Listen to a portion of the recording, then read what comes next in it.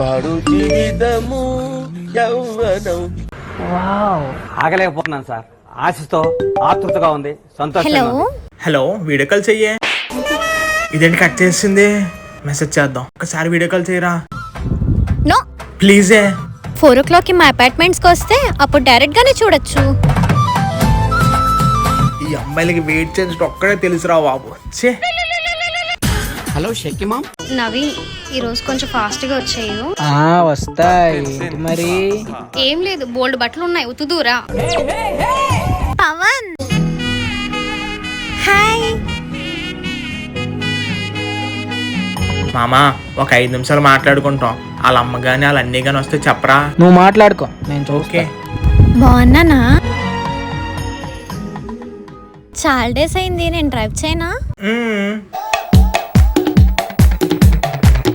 ఓయ్ దా కూర్చో. హాస్పిటల్ ఎంత దూరంలో ఉంటాయి? హే లేగు, నేను వెళ్ళిపోతా. బాయ్. హే కూర్చుంటా. కూర్చో. దేవుడా, అలాగ వెళ్తున్నాను, అలాగ వచ్చేసలా చూడు దేవుడా. ఎక్కడి వరకు? ఇలా వెళ్ళి అలాగొచ్చేద్దాం. సరే కానీ.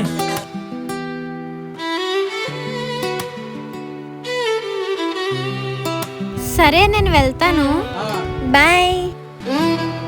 జాగ్రత్తగా వెళ్ళు. బాయ్. పవన్ చెప్పు. ఓయ్ ఇంకోటి.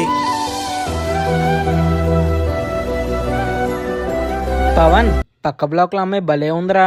అరే నీకు పెళ్ళి అయిపోయిందిరా. పెళ్ళైతే ఏముందిరా, సునకానందం ముఖ్యం. నెక్స్ట్ పార్ట్ కోసం లైక్